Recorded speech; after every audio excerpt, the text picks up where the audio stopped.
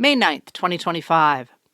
Yesterday afternoon, President Donald Trump withdrew his nomination for interim U.S. Attorney Ed Martin to become U.S. Attorney in Washington, D.C., the top federal prosecutor in the nation's capital. A Missouri political operative with no experience as a prosecutor, Martin defended the January 6th rioters and fired the prosecutors who had worked on their cases, threatened to investigate Democrats and critics, and hosted a notorious anti-Semite on his podcast. His nomination proved too much for Senator Thom Tillis, a Republican of North Carolina, who joined all the Democrats on the Senate Judiciary Committee to oppose his confirmation, deadlocking the committee and blocking the nomination. Trump announced he was moving Martin into 3 roles that do not require Senate confirmation. He will become the new director of the Weaponization Working Group at the Department of Justice, an associate deputy attorney general, and a pardon attorney.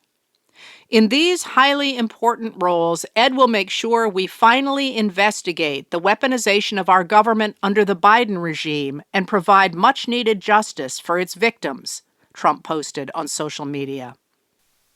To replace Martin, Trump has tapped Fox News Channel host Jeanine Pirro, who is passionately loyal to him. He noted among her qualifications that she hosted her own Fox News show, Justice with Judge Jeanine, for 10 years and is currently co-host of The Five, one of the highest-rated shows on television. Matt Gertz of Media Matters for America recalls that the Fox News Channel took Pirro off the air after the 2020 election because of her conspiracy theory-filled rants.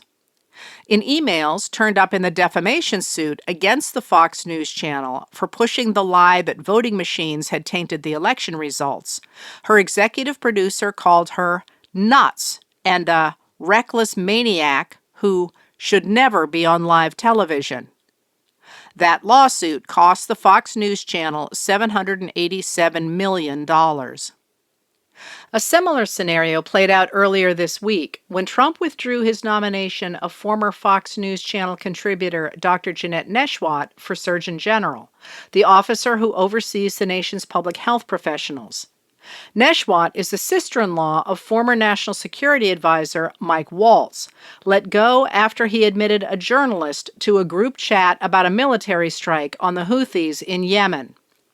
As Anthony Clark reported in the last campaign, she had falsely misrepresented her medical education, board certifications, and military service. Trump's replacement pick for Surgeon General, Casey Means, did not finish her residency and is not currently licensed as a doctor, but has embraced the anti-vax positions of Secretary of Health and Human Services Robert F. Kennedy Jr., including his thoroughly debunked claim that vaccines cause autism. Still, she is not extreme enough for some of Kennedy's followers, who are unhappy with the nomination. When asked yesterday why he had nominated her, Trump answered, "Because Bobby thought she was fantastic. I don't know her. I listened to the recommendation of Bobby." Today, Casey Means' brother, Callie, a White House advisor, went after Trump ally Laura Loomer for opposing the nomination, posting on social media that he had just received information that Laura Loomer is taking money from industry to scuttle President Trump's agenda.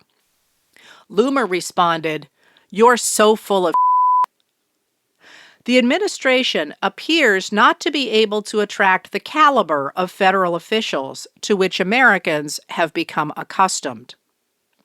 Federal Bureau of Investigation Director Kash Patel, who did not have experience in law enforcement when he took the job, has drawn criticism from current and former officials in the FBI and the Department of Justice, which oversees the FBI, for reducing FBI briefings, traveling frequently on personal matters, and appearing repeatedly at pro sporting events.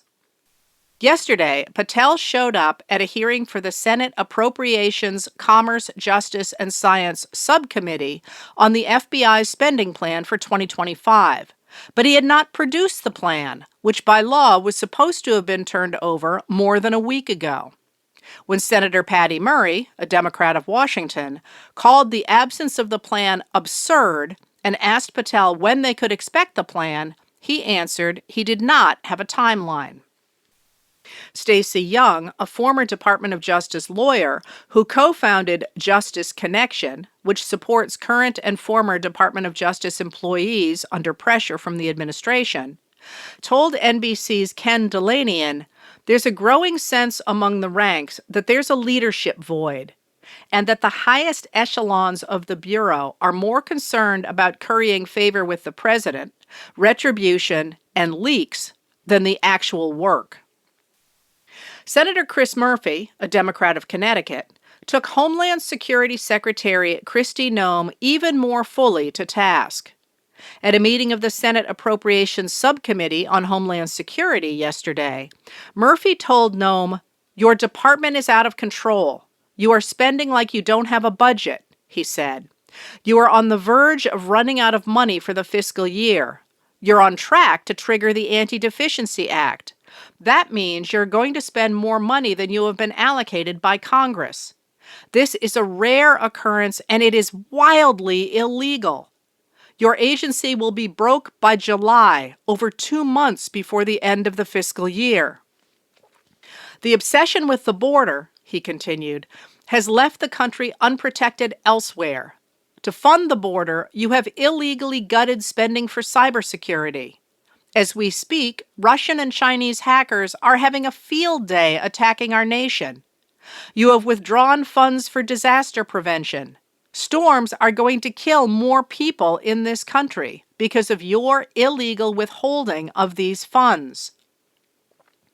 On Wednesday, Customs and Border Patrol confirmed that it had been using the communication app Telemessage, which was a clone of Signal and which was hacked earlier this week. On Tuesday, Senator Ron Wyden, a Democrat of Oregon, asked Attorney General Pam Bondi to investigate the government's use of Telemessage Archiver, which seriously threatens U.S. national security. Last night, New Jersey's Newark Liberty International Airport suffered another 90-second radar blackout at 3:55 a.m. On May 6th, Transportation Secretary Sean Duffy took to social media to blame his predecessor in the Biden administration for the troubles in the airline system. Hugo Lowell of The Guardian reported today that the White House is so fed up with the turmoil around Defense Secretary Pete Hegseth, it will not permit him to name his own new chief of staff after his first one resigned last month. Tim Marchman of Wired reported yesterday that Director of National Intelligence Tulsi Gabbard failed to follow basic cybersecurity protocol, reusing the same weak password on multiple accounts for years. The administration appears chaotic, but far from taking the chaos in hand, President Trump appears happy to let others take the reins. As his tariffs are beginning to bite, today he suggested his worry about the economic fallout by posting, "China should open up its market to USA. Would be so good for them. Closed markets don't work anymore." 5 minutes later, he posted, "80% tariff on China seems right. Up to Scott B." The Constitution gives Congress alone the power to set tariffs. Trump seized that power for himself by declaring an emergency. Now he appears to be handing that power to Treasury Secretary Scott Bessent, likely so that he can blame Bessent when things go poorly. Today, in the latest legal setback for the Trump regime on immigration, a federal judge in Vermont ordered the government to release Tufts University graduate student Rumeysa Öztürk from custody. Agents arrested Öztürk, a Turkish national, on March 25th, claiming that she had been engaged with associations that may undermine U.S. foreign policy by creating a hostile environment for Jewish students.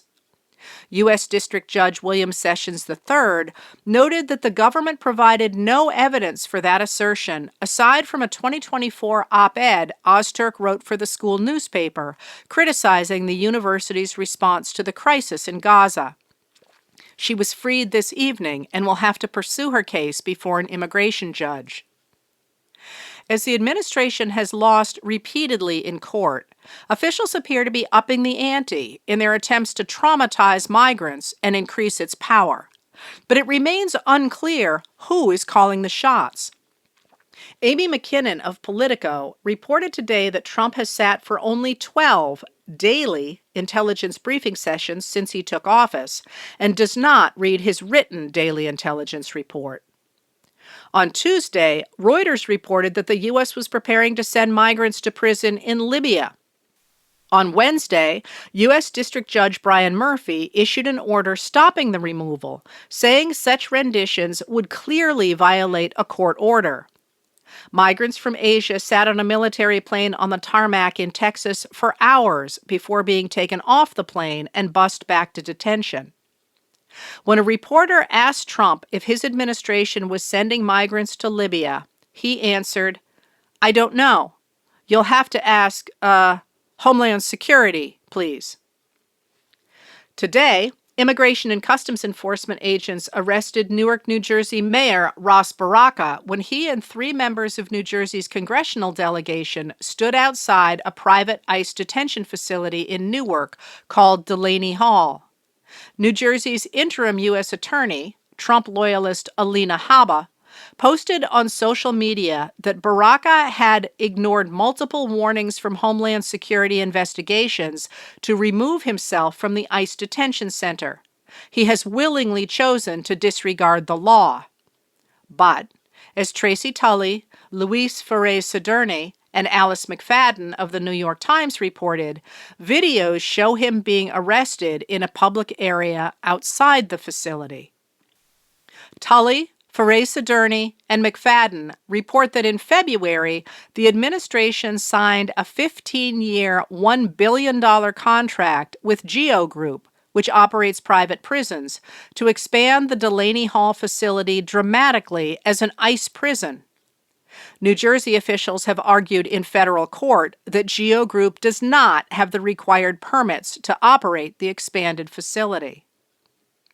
White House Deputy Chief of Staff Stephen Miller told reporters today that voters elected Trump to deport the illegals and that Marxist judges frustrating that effort are attacking democracy.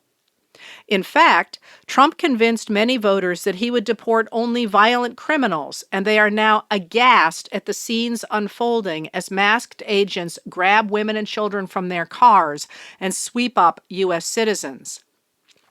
In The Bulwark today, Adrian Carrasquillo explained how podcasters, sports YouTubers, and comedians, including Joe Rogan, have brought the rendition of Venezuelan migrants to El Salvador onto the radar screen of Trump voters.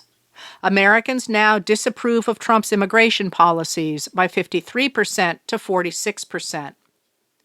Miller made an even bigger power grab when he said, "We're actively looking at suspending the writ of habeas corpus, a legal change that essentially establishes martial law by permitting the government to arrest people and hold them without charges or a trial." Legal analyst Steve Vladeck explains that Miller's justification for such a suspension is dead wrong and suggests Miller's threat appears to be designed to put more pressure on the courts. But in this chaotic administration, it seems worth asking who the "we" is in Miller's statement. In the group chat about striking the Houthis, when administration officials were discussing, without the presence of either the chairman of the Joint Chiefs of Staff or the president himself, what was the best course of action, it was Miller who ultimately decided to launch a strike simply by announcing what he claimed were Trump's wishes.